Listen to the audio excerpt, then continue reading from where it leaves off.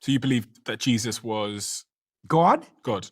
Jordan Peterson sat down with Dario, a CEO, to discuss the Bible and Christianity. It makes his descendants successful eternally.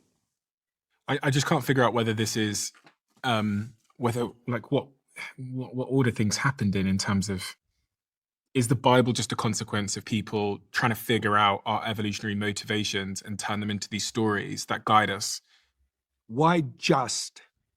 Okay, we can remove the word just. Well, but that's an important removal. It's an important removal because it's, Right. Because it has bound Well, is people. the Bible in part the story of human beings coming to consciousness? Yes. Yeah.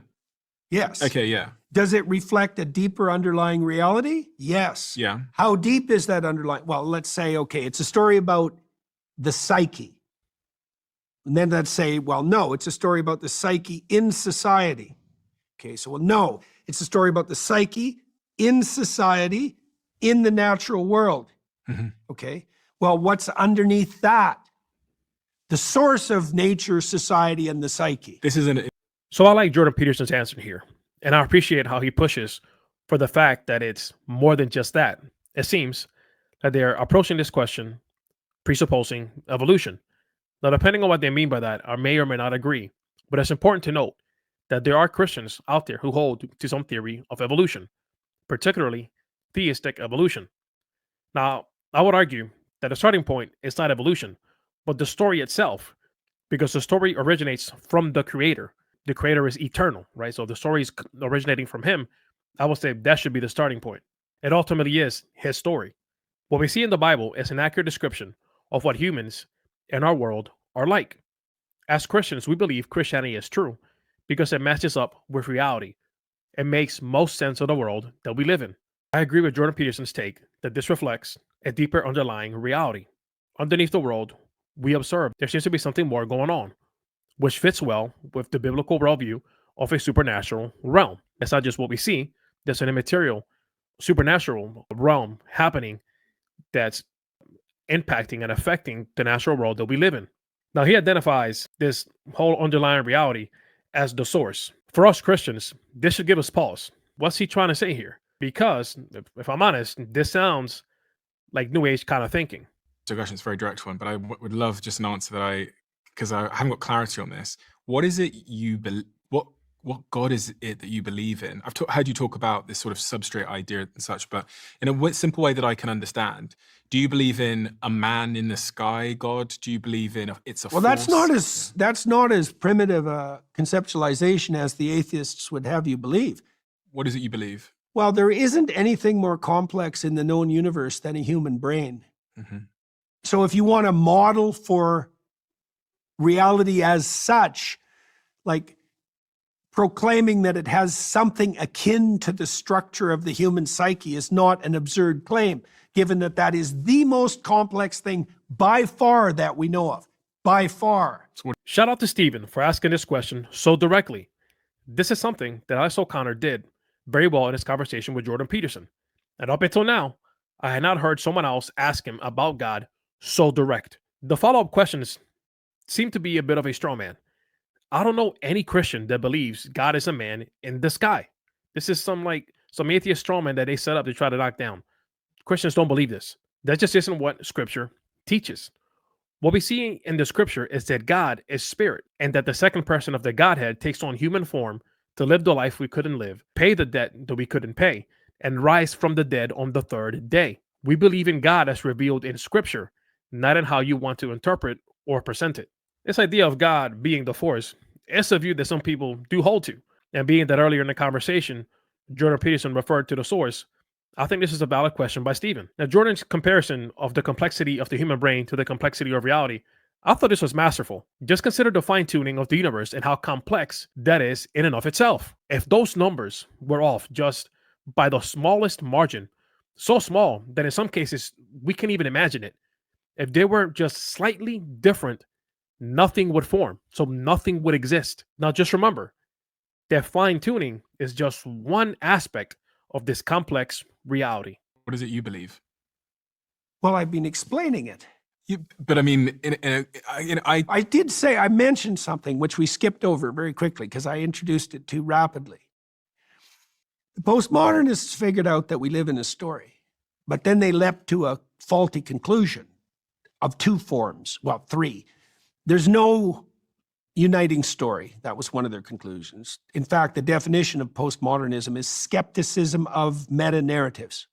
There's no uniting story. It's like, well, that's a stupid theory because there's no union.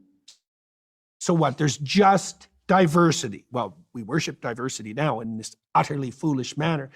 There's no difference between diversity and war. Without a uniting narrative, there's nothing but war. So, no, that's not going to work. Wrong. Hedonistic self-gratification. There's Michel Foucault for you to a T. It's like, why is that wrong? Why can't people just do what they want with whoever they want all the time? Because it defeats itself and quickly. It's not a sustainable game. If it's all about you and your whims, I don't want to be anywhere near you. And that won't be so good for you. That's not going to work. Power. That's really where the postmodernists landed with their, what would you say, temptation to turn towards Marx. It's all about power. It's like, first of all, that's probably a confession, if that's what you believe. And second, no, it's not. Try tyrannizing your wife and see how well that works for you. Try tyrannizing yourself and see how successful you are. Power's not the game. Okay, what's the game? What's the story?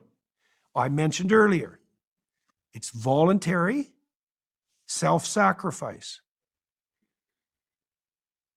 Right, you offer yourself up in the service of something higher. That's the basis of society. That's the basis of psychological stability. The Christian insistence is that that's the basis of the world. I think this is the part that frustrates people with Jordan Peterson. His inability or unwillingness to give a direct answer to a question that has been directly asked. To be fair, I do think that if you listen to what he is saying, he does in fact answer the question, just not in the way you want to hear it. His fascination with the biblical text, his view on whether or not Jesus walks out from the tomb, the closer relationship he seems to have with Jonathan Pageau, would all seem to indicate that at the very least, he is leaning in the direction of Christianity. Has he come out and flat out said, I believe Jesus is who he claimed to be? As far as I know, no, he hasn't. Something else to consider is that his wife is a devout Catholic who experienced a miracle in her own life, and his daughter is a Protestant. Jordan Peterson is a storyteller. It seems that that is just who he is, and when you add to that his connection with Jonathan Pageau, who is Eastern Orthodox, I think you really start to see why he views this the way he does. Based on what I heard for some other Eastern Orthodox teachers, there seems to be a lot of storytelling, illustrating deep truths by telling a story. And I think this is where Jordan Peterson finds himself. This idea of voluntary sacrifice. This is exactly what we see Jesus do in the gospel. John 10, 17 through 18. For this reason, the Father loves me, because I lay down my life that I may take it up again. No one takes it from me, but I lay it down of my own accord. I have authority to lay it down, and I have authority to take it up again. And just to further illustrate the point, this is Romans 5, 6 through 8. You see, at just the right time, when we were still powerless, Christ died for the ungodly. Very rarely will anyone die for a righteous person, though for a good person, someone might possibly dare to die. But God demonstrates his own love for us in this: while we were still sinners, Christ died for us. I'm going to ask you again because I want to be clear. Is what is it what is the God you believe in? I think that the claim that Christ is the embodiment of the prophet and the laws, I think that's true. Okay. Yeah. But So that's complicated. It's very, very complicated, but I think it's true. so you believe that Jesus was God? God? Yeah. I think if you understand what that means, that it's indisputable. I'll give you a brief Mhm. explanation of why.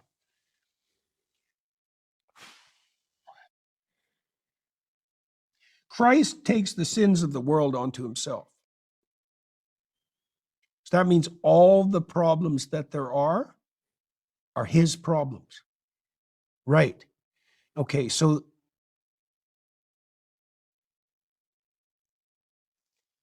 The idea there is that there's no difference between making that assumption and then actually beginning to address those problems.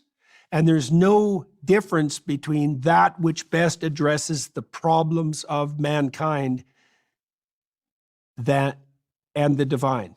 Those are the same thing. And I can't see how that can be otherwise, because the contrary hypothesis would be that you would adapt best to your life by avoiding things that are difficult and terrifying. And no one believes that. And so the pattern of the passion, this is the voluntary self-sacrifice issue taken to its extreme. The pattern of the passion is the decision to voluntarily confront and welcome anything that happens to you, no matter what it is. And that's a terrible thing to ask or endeavor to undertake. But well, the alternative is to shrink away. Well, the spirit of shrinking away is the divine. It's like, I don't think so. Like that's preposterous.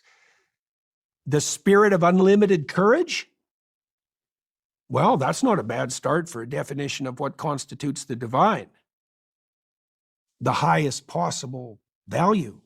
Not once, not twice, but 3 times. Stephen asks Jordan Peterson the same question 3 times. This is great, and I appreciate how persistent he was here.